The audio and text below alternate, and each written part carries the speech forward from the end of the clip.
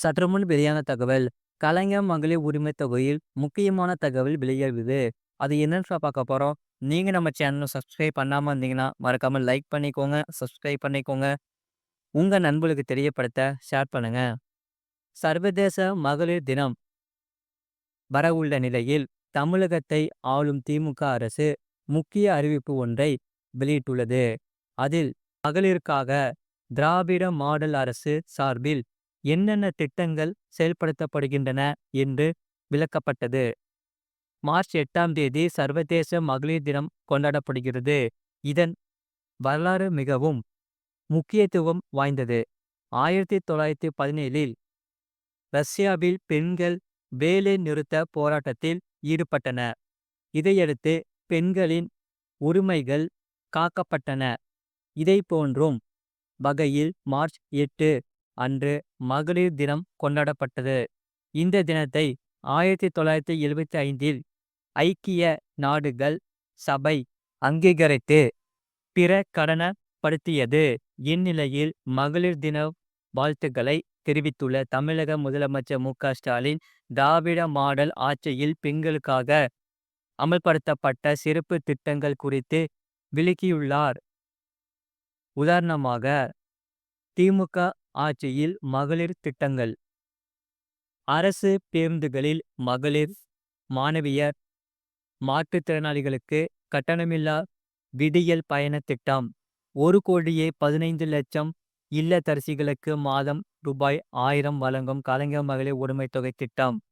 அரசு பள்ளிகளில் பயின்று உயர்கல்வியில் சேரும் 3,28,000 மகளிருக்கு மாதம் ரூபாய் 1000 வழங்கும் புதுமை பெண் திட்டம். பணிபுரியும் மகளிருக்கு திருச்சி, கூடுவாஞ்சேரி, தாம்பரம், ஓசூர், திருவண்ணாமலை, பரங்கிமலை, சேலம், வேலூர், தஞ்சாவூர், பெரம்பலூர், விழுப்புரம், திருநெல்வேலி ஆகிய இடங்களில் 71 கோடி ரூபாய் மதிப்பீட்டில் பாதுகாப்பான தோழி விடுதிகள் திட்டம். இது தவிர பல்வேறு திட்டங்களும் கொள்கைகளும் பெண்கள் மேம்பாட்டிற்காக வகுக்கப்பட்டு அமல்படுத்தப்பட்டன. அதாவது, இடஒதுக்கீடு முதல் குழந்தைகள் காப்பகங்கள் வரை. தமிழ்நாடு மாநில மகளிர் கொள்கை 2024. திருமண நிதியுதவி திட்டத்தில் சாதனை. மகளிர் சுய உதவிக்குழு கடன் ரத்து. மகளிர் இடஒதுக்கீடு 40%. மகப்பேறு விடுப்பு உயர்வு.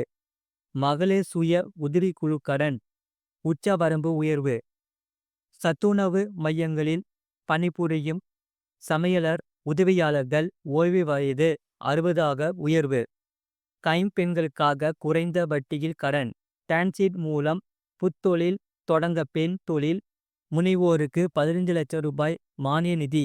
பணிபுரியும் மகளிர் தொழில் முனைவோருக்கு கடன். 39 புதிய மகளிர் காவல் நிலையங்கள். மகளிருக்கு கலைஞர் கலைத்துறை வித்தகர் விருது, கலைஞர் எழுதுகோள் விருது. அறநிலைய துறையின் கீழ் ஓதுவார்கள், சிப்காட் வளாகங்களில் குழந்தைகள் காப்பகங்கள்.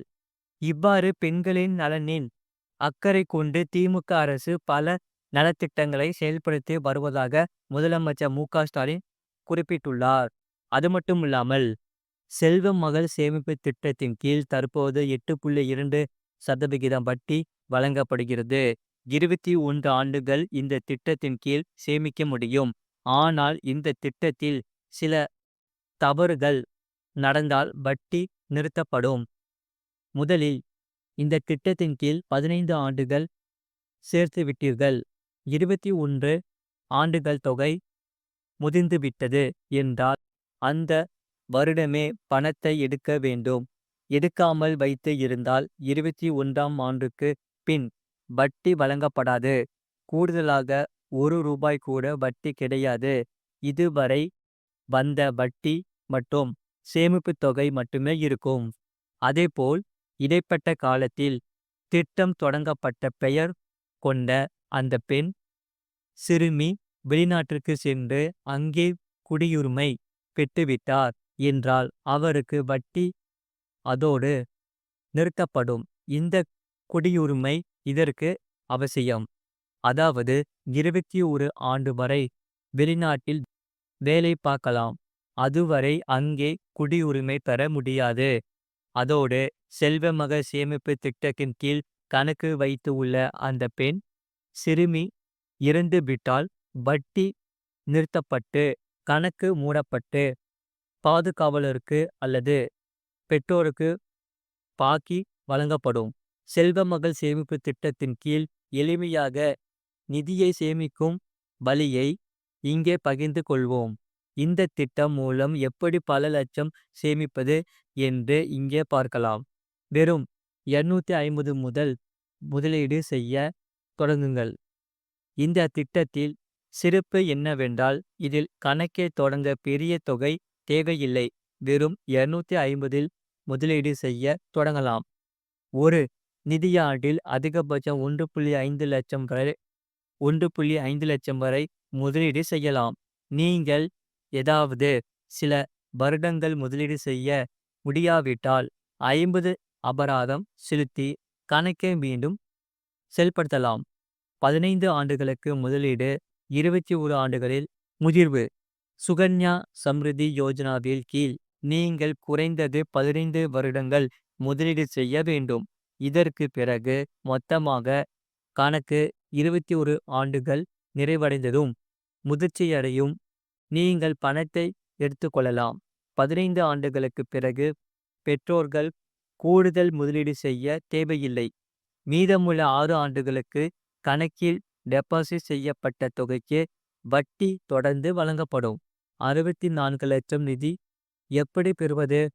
இந்த திட்டத்தின் கீழ் 64 லட்சம் நிதியை எவ்வாறு பெறுவது என்று இங்கே பார்க்கலாம். ஒவ்வொரு மாதமும் 11,550 முதலீடு செய்தால் ஒரு வருடத்தில் உங்கள் டெபாசிட் 1,38,600 ஆக இருக்கும்.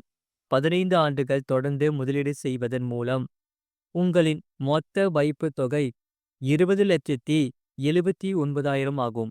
இந்த தொகையின் 8.2% வட்டி விகிதத்தில் முதிர்ச்சியில் போது மொத்த தொகையாக 64,1,082 பெறுவீர்கள். இதில் 43,22,082 வட்டியாக கிடைக்கும்.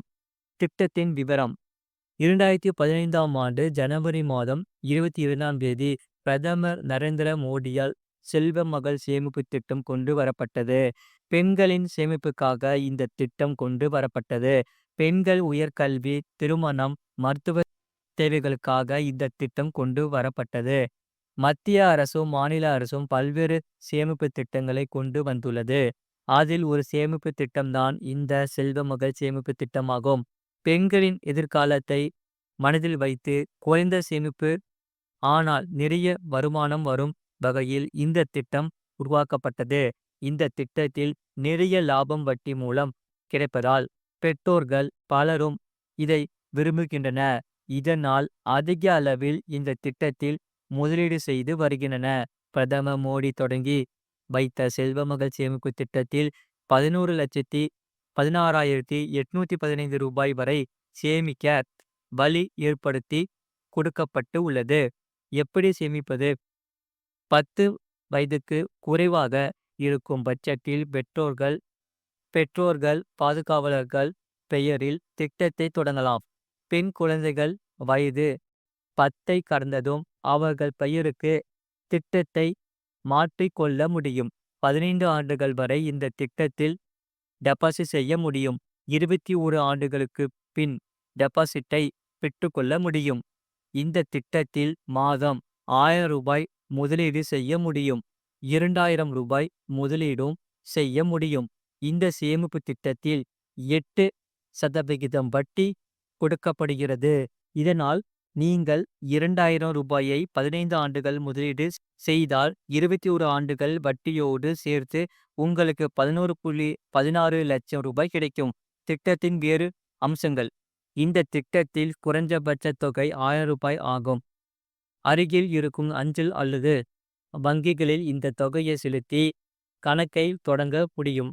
பெண்ணுக்கு திருமணம் ஆகும் வரை பணத்தை செலுத்த முடியும். அதிகபட்சம் 1.5 லட்சம் வரை மாதம் வைப்பு தொகையாக செலுத்த முடியும். ஆண் குழந்தைகள் திட்டம். இதற்கு இணையாக ஒரு திட்டம் ஆண் குழந்தைக்காக உள்ளது. அது நேஷனல் சேவிங் சர்டிபிகேட் திட்டம். அதாவது தேசிய சேமிப்பு சான்றிதழ் திட்டம். தேசிய சேமிப்பு சான்றிதழ் திட்டம் மூலம் 2,00,000 ரூபாய் வருவாய் எப்படி ஈட்டலாம் என்று பார்க்கலாம். இது அரசாங்கத்தால் வழங்கப்படும் குறைந்த ஆபத்துள்ள நிலையான வருமான திட்டமாகும். மேலும் இது இந்தியா முழுவதும் உள்ள அஞ்சல் அலுவலகங்களில் கிடைக்கிறது. ஆண் குழந்தைகளுக்கான இந்த அஞ்சலக சேமிப்பு திட்டம் உங்கள் குழந்தையின் தேவைகளுக்கு ஏற்ற வகையில் சிறந்த அம்சங்கள் மற்றும் பலன்களுடன் உருவாக்கப்பட்டு உள்ளது. இது சிறந்த வருவாயை உருவாக்க, நிலையான வருமானம் மற்றும் உத்தரவாதமான வருமான திட்டத்தை எளிதாக்குகிறது. இந்த திட்டம் தற்போது ஆண்டுக்கு 8.2% வட்டி விகிதத்தில் கிடைக்கிறது. இது போன்ற செய்திகளை உடனுக்குடன் அறிந்து கொள்ள மறக்காம சேனலை சப்ஸ்கிரைப் செய்யுங்கள். மக்களுக்கு தெரியப்படுத்த ஷேர் செய்யுங்கள்.